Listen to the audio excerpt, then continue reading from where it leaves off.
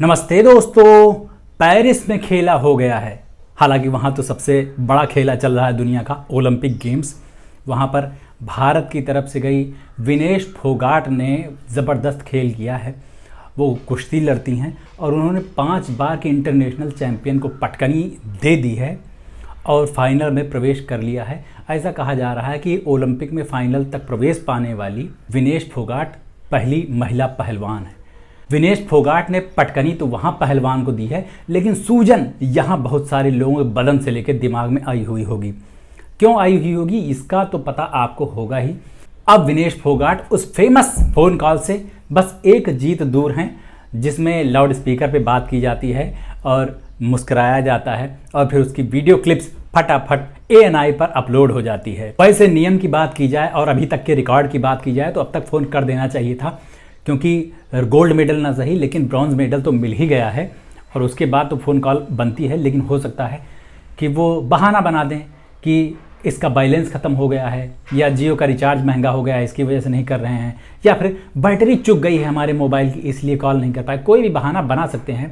शर्मिंदगी से बचने के लिए कोई बहाना इस समय बढ़िया काम कर जाएगा। लेकिन अंधभक्त लोग, विनेश फोगाट का मजाक उड़ाने लोग, उनकी AI से मॉर्फ फोटोज़ बनाने वाले लोग और मीम बनाने वाले लोग बिल्कुल बच नहीं पाएंगे। उनको सोशल मीडिया पर छीलना तय है लोगों के द्वारा, क्योंकि जो गंदी हरकतें उन्होंने उस टाइम पे की हैं उनका जवाब देने का वक्त तो अब आया है। उनको पब्लिक बख्शेगी नहीं, कायदे से उनकी रेल बनाएगी। उनको अच्छे से बिना साबुन के, बिना सर्फ के धोया जाएगा पटक पटक के, और उनके दोगलेपन की निशानियां सरे बाजार उछाली जाएंगी। देखिएगा आप लोग, बहुत सही मौका है ये। जैसे विनेश फोगाट कल से ट्रेंड हो रही हैं ओलंपिक में अपनी जीत की वजह से, इसी तरह 1-1.5 साल पहले वो अपनी एक हार की वजह से ट्रेंड हो रही थी। अभी तो वो देश से बाहर जाकर विदेश में इतनी दूर धरती में देश का नाम ऊंचा कर रही हैं, भारतीयों को गौरव से भर रही हैं। लेकिन एक टाइम ऐसा था जब भारतीय समाज ने, भारतीय पॉलिटिक्स ने उनके साथ बड़ा दोगला व्यवहार किया था। यहाँ के मीडिया ने भी उनके साथ अच्छा नहीं किया था। वो पुराना समय इतना भी पुराना नहीं हुआ है कि लोग उसको भूल जाएं और बीते वक्त गर्द उस पर बैठ जाए। अभी 1 साल पहले की ही तो बात है, कितना भयंकर हाल हो रखा था दिल्ली के जंतर मंतर पर, जब विनेश फोगाट अपने साथियों के साथ धरना दे रही थी और भाजपा के सांसद ब्रजभूषण शरण सिंह के खिलाफ आरोप लगा रही थी कि इनकी जांच हो, इन्होंने महिलाओं के साथ मोलेस्टेशन किया है। लेकिन सरकार ने उनकी बात नहीं सुनी, न तब सुनी थी ना इस बार सुनी है। अभी तक वो केस चल रहा है वैसे ही, और उसके जो सांसद थे ब्रजभूषण, उनको तो टिकट नहीं दिया गया इस बार, लेकिन उनके बेटे को टिकट दे दिया गया। उन लोगों को टिकट चाहे जितना मिल जाए, जीत चाहे जितना जाए, लेकिन देश से बाहर उनको जानने वाला कोई नहीं होगा। अगर जानेंगे भी लोग तो अखबार के कतरनों में पढ़कर कि एक मोलेस्टेशन के आरोपी को टिकट दिया गया, और उन लोगों की राजनीति में कितनी गहरी पैठ है, इसके अलावा उनका कुछ नहीं होगा। और विनेश फोगाट को देखिए कि सिस्टम से हारने के बावजूद वो खेल में जीत गई।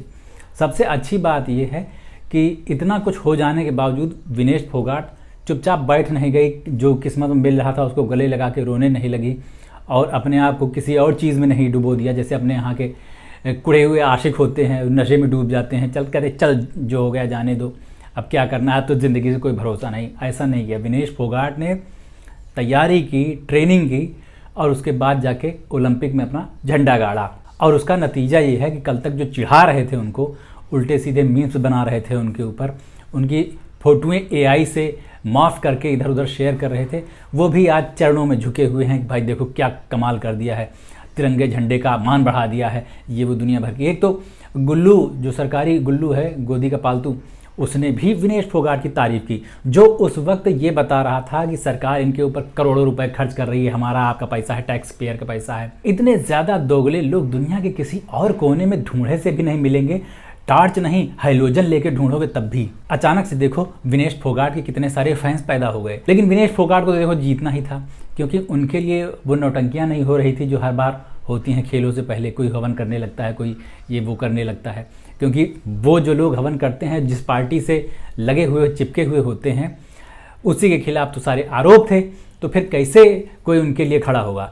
तो कोई खड़ा हो या ना हो, उनके लिए नाम ले या ना ले, चीयर करे या ना करे, लेकिन विनेश फोगाट ने अपना काम दिखा दिया और कहते हैं कि कामयाब इंसान के दोस्त बनने की सभी कोशिश करते हैं कि थोड़ा सा क्रेडिट हमको भी मिल जाए, थोड़ा सा लाइमलाइट हमको मिल जाए। अभी हो सकता है कि जिन लोगों ने विनेश फोगाट और उनके साथियों के साथ उस धरने प्रदर्शन में शामिल रहे, उनकी आवाज़ बने, उनके साथ फ़ोटो वोटो होगी उनकी, तो वो लोग शेयर करें, उनका बनता भी है। जिन्होंने बुरे वक्त में साथ दिया वो अच्छे वक्त में तो साथ आने ही चाहिए। जिनके पास विनेश फोगाट का व्हाट्सएप नंबर होगा वो व्हाट्सएप चैट के स्क्रीनशॉट भी लगा के माहौल लूट सकते हैं। ये सब लोग इनका जस्टिफाइड है, जो भी नए नए फैंस बने हैं इनका भी जस्टिफाइड है।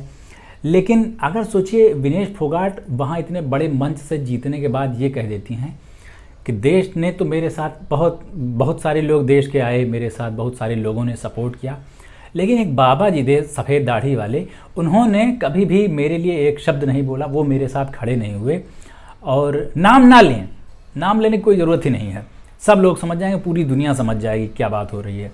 क्योंकि नाम लेने से तो इंटरनेशनल वगैरह हो जाते हैं ना, तो नाम नहीं लें, ऐसे ही बोल दें, तब भी पता चल जाएगा दुनिया को कि अपने देश में खेल की और खिलाड़ियों की क्या हालत हो रखी है और ओलंपिक्स में पदक हम लोग क्यों नहीं मिल पा रहे हैं। इस समय वो बाबा जी बड़े चिंतित होंगे, धर्म संकट में होंगे, और हो सकता है कि वो गुफा में जाके ये भी प्रार्थना कर रहे हों कि विनेश फोगाट फाइनल में हार जाए ताकि उनको वहाँ फ़ोन न करना पड़े। और अगर इतना मनाने के बावजूद, प्रार्थना करने के बावजूद विनेश फोगाट जीत जाती हैं तो उनके पास सिर्फ मिस्ड कॉल देंगे ताकि अपने ऊपर से बोझ भी हट जाए और उधर से बातचीत भी ना हो पाए और उसकी वीडियो भी ANI पर अपलोड नहीं होने पाए। हे परमपिता परमेश्वर, तेरी लीला अपरंपार है। एकदम से जज्बात बदल दिए, जिंदगी बदल दी, वक्त बदल दिया, हालात बदल दिए, जो नहीं होना था वो करके दिखा दिया। अब देखना है कि जो गोल्ड मेडल की भूख है भारत की, क्या वो विनेश फोगाट मिटा पाती हैं या नहीं। लेकिन उनको लोड लेने की ज़रूरत नहीं है, यहाँ के फैंस को जितना करना था वो कर चुके हैं। अब मुझे तो ये लगता है कि विनेश फोगाट को यहाँ की पब्लिक से, यहाँ के लोगों से, यहाँ के सिस्टम से कोई ख़ास उम्मीद होगी ही नहीं। वो बस अपनी ज़िद पे लड़ती जा रही हैं और जो भी लाएंगी वो बोनस ही होगा, क्योंकि जिस हालात से निकल कर वो गई वहाँ पर और जो खेल दिखाया है उसके बाद यहाँ के लोगों को थैंक यू कहने के अलावा कुछ बनता नहीं भाई साहब। और मेडल की भूख मिटे या ना मिटे, मेडल के भूखे यहाँ लोग बहुत ज़्यादा हैं क्योंकि क्रेडिट लेना रहता है ना। लेकिन जब संघर्ष की बारी आती है, जब पसीना बहाने की बारी आती, खून बहाने की बारी आती, तो फिर यहाँ के लोग खड़े नहीं होते हैं। चलो, अब भले हमारी नज़रें फाइनल पर टिकी हुई हों, गोल्ड मेडल पर टिकी हुई हों, लेकिन इतना भी जो विनेश फोगाट ने कर दिया है ना वो कम नहीं है।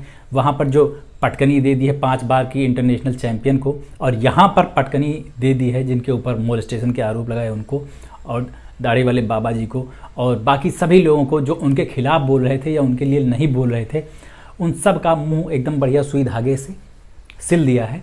तो इस चीज़ की जितनी खुशी मनानी चाहिए उतनी मना लीजिए आप लोग। आगे देखते हैं क्या होता है ओलंपिक्स में, फाइनल में। सत्संग कैसा लगा बताना ज़रूर नीचे कमेंट करके, और मेरा चैनल सब्सक्राइब करें ना। अभी चलते हैं, लौट के मिलते हैं, नमस्ते।